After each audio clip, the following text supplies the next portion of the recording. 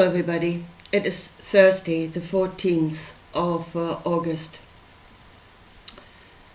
and I want to talk about this awakening, about the spirituality, the awareness of spirituality that is rising at the moment, and really to make us understand what is happening, because this is historical. We are going through another cycle, and then we have to see what happened before,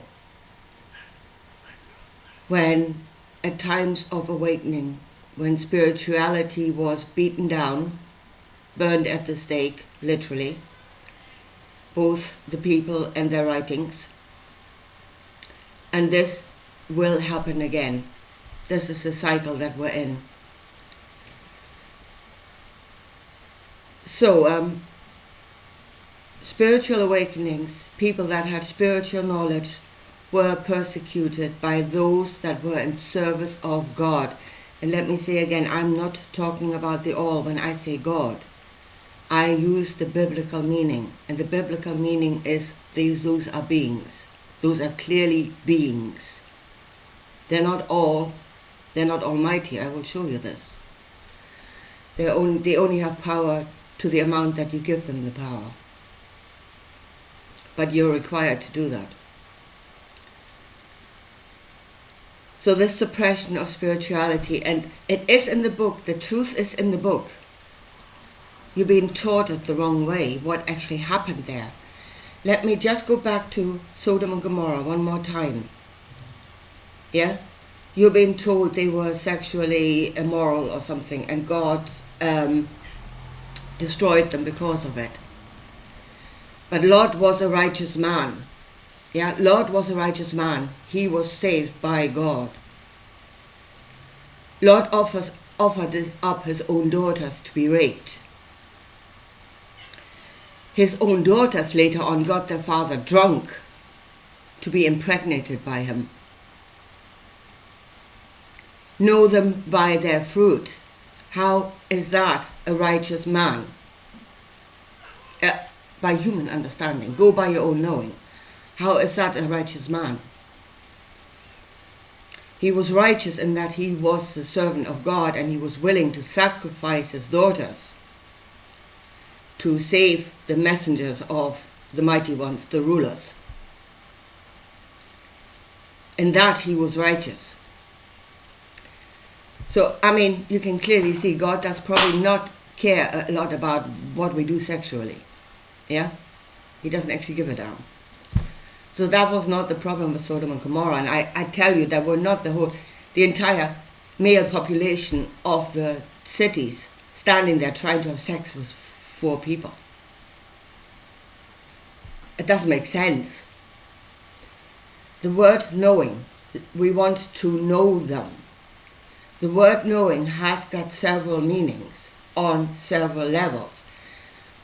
The carnal level is sex. But that is only the carnal level. You can know somebody, like you can know their thoughts, you can know their intentions, you can know their energy. That is spiritual knowledge. And I would say that is the kind of knowing that the people of Sodom and Gomorrah were on about. They were spiritual. Worse than that, they were independent. They were not in service to the God of Abraham. And because of their knowledge, they were a threat to the God of Abraham. That's why he destroyed the cities. Yeah? Not because they were having sex. They were on a higher level of knowledge. But the fact that Lot offered up his daughters to be raped, he was obviously not on the same level as everybody else around him. Basically, Lot was the only one that was clueless that what was actually going on there, being on the carnal level. But that's why the cities were destroyed. They had spiritual knowledge. They had evolved to a higher place. And they were not submitting to God. And more knowledge means they became a greater threat, so That is what always happens. Those that serve God, those that serve the rulers, that serve the mighty. Yeah? And again, we're talking about beings. Those that are in the world and those that are not in this world, but they're beings. They all are. Those that serve the beings that are not in this world will be rewarded. Those that don't will be destroyed. That's it. That is the deal. Now let me come to Jesus and again show you, open your ears to what he's actually saying. Don't hear what you want to hear. Hear the truth of what he actually said. I want to come again to Lazarus. Why did he resurrect Lazarus? In the book, it actually says, people say, oh, here is the one that loved Lazarus. He would have resurrected him, or he would have saved him before he died. And Jesus inwardly groaned at that. That's what the text says. He groaned at the very thought that he was doing this because he loved Lazarus. Everything I do because I'm being told to do so. I am following orders. Everything I do is to bring the people to the knowledge of my Father who is in heaven. We're talking about an entity. We're talking about a being, not the all. Everything I do to bring the people onto the knowledge of my Father. I do this because it serves the kingdom, not because he loves Lazarus. You must love God more. You're doing it in service to the kingdom. All the healings, everything was said so that people would desire that kingdom, would desire to know that God. Set them on the path to knowing that God in the Spirit, and that sets you on the spiritual path. The truth of the kingdom was revealed in the book of the Revelation, and folks, there is no compassion there. Compassion was in this world because it served the kingdom, because it would bring people onto the kingdom seeking that God. The truth of him was revealed in the book of the Revelation, and it's not a compassionate being. Look at what is going on there. They're not compassionate beings. They can be if it serves them. If it serves their intention, they can be. But if it doesn't, it ain't going to happen. And in the book of the Revelation, it most certainly doesn't happen. So, if our spirituality makes us powerful beings and therefore we become a threat to the rulers, to the mighty ones, to the gods, then that spirituality needs to be harnessed in a way that is in service to the rulers. Then it is allowed, and actually any ruler that has got a bunch of spiritual people around him would be more powerful than others. So right now, again, there is an opening, there is an awakening, and it is allowed. Folks, what we are saying on the internet, 100 years ago, we would have ended up in some lunatic asylum. Before that, we would have been burned at the stake. Make no mistake. But at this moment, it is allowed. Why? Because the kingdom is fishing. They're on a fishing trip to identify people with spiritual capacities, spiritual abilities. They're fishing.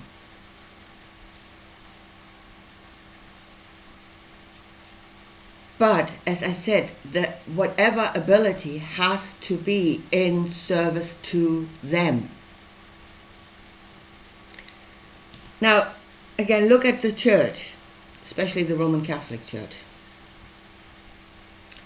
Jesus said in his days, the priests were like dogs sitting on the cattle's manger. Yeah, they had the knowledge, but they weren't using it. The Catholic Church has always made a big show of, again, we are burning the spiritual one. They're satanic, they're demon-possessed, they're I don't know what. Yeah? So we burn them, and they make a show of burning their writings. Did they burn their writings? All of their writings? Or did they make damn sure to copy it before they go and burn it somewhere? We think we know that they have got tunnels worth of knowledge somewhere. And here's the thing, are they like the ones before them? They're sitting on that knowledge and they're not using it? I don't think so. The fact, that they say we are not spirituality is evil, but there's a bloody great big pine cone statue sitting in front of the Vatican. Oh, they're spiritual, all right. And they have the knowledge, all right. But the knowledge is being used in the service of some mighty one, some God, some entity that is not of this world. See, those are the ones that will be in New Jerusalem in the end. Those that will be saved, while the rest is being destroyed. Those, it says, I don't know if I can find it in our book of the Revelation. No, it doesn't matter. It says, those that serve me and those that fear me. See, God has to be certain, has to have certainty about the people that are around him, that they are not a threat to him, to his authority. So you can actually be that deep in fear that God can be pretty certain that he won't say a bloody thing. Yeah, you serve the Lord in fear. That is still a thing, and that will be a thing, that will always be a thing. But then there are those that will serve because they have come into agreement. And they will bring their abilities, they will bring their knowledge. And that, again, can be on different levels. That can be on the material, that can be technology, or that can be spiritual. Whatever knowledge they have that will serve the kingdom. So here's the last thing I want to say, and it is a question that I asked a long time ago, and that is again concerning Lazarus.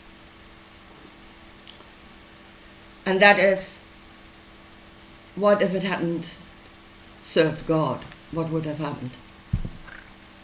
Yeah? If the resurrection of Lazarus would not have served the kingdom, would have not been the will of the kingdom, would Jesus have been able to do it? And the answer to my mind is no, he wouldn't. Not because God is almighty and has got power over Jesus, and Jesus is, not because God has power over Jesus, but because Jesus gave God that power. And that would have prevented it. If Jesus had accepted within himself the law, whatever is done needs to serve the kingdom, needs to serve the mighty ones, needs to be the will of the mighty ones. Yeah? And that is the truth. If that he makes that truth within him, then he himself will create the blockage where it cannot happen any other way. Not because God is almighty, because Jesus has incorporated that law into himself out of his own free will. He has incorporated that law into himself, and that law will block it happening any other way. So as I said, at the moment they are on a fishing trip. They are on a fishing trip for spiritual people that can be servants to the mighty ones, to the rulers. I mean, look at this world even on other levels, like, let's say, remote viewing. How many remote viewers are working for the military? They are working for the rulers. There are still independent remote viewers out there that might even put this ability in service to humanity. If I were them, I would watch out. Because once this thing comes to an end, when God decides they have got enough people to serve them, they will come for you. They have always come for those that were not in service to God, to the mighty ones. I would be very careful. Once this comes to an end, those that do not serve the power structure will be in great danger. That is what has historically happened over and over and over again.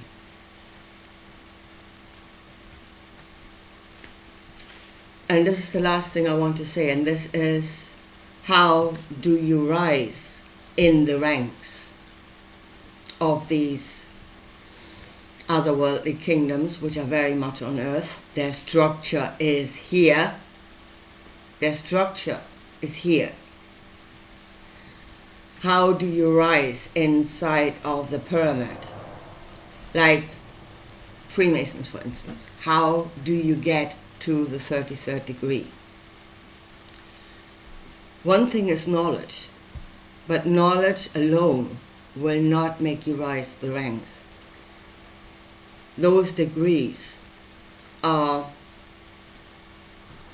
a sign of your obedience.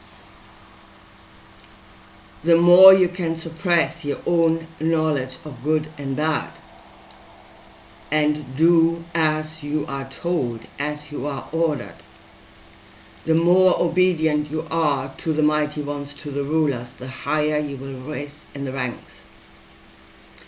So that means that whoever is at the 33rd degree most likely has no conscience of his own.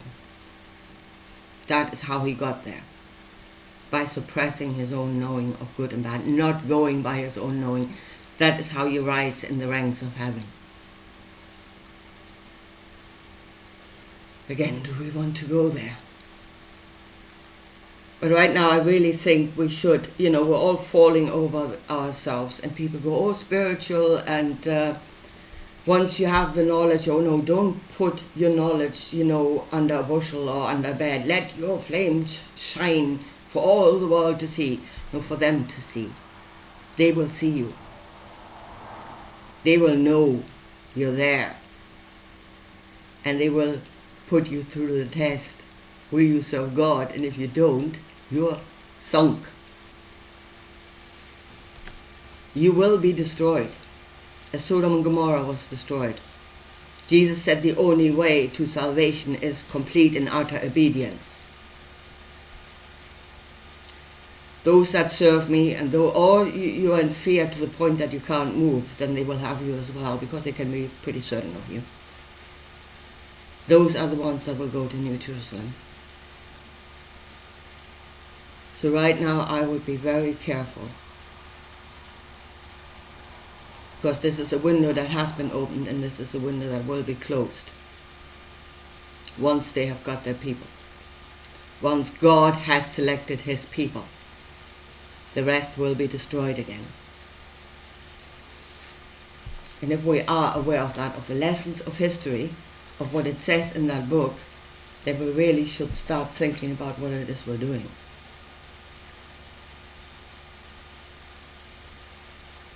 Anyway, here, I think I leave it at that for today. And I talk to you again soon. Bye.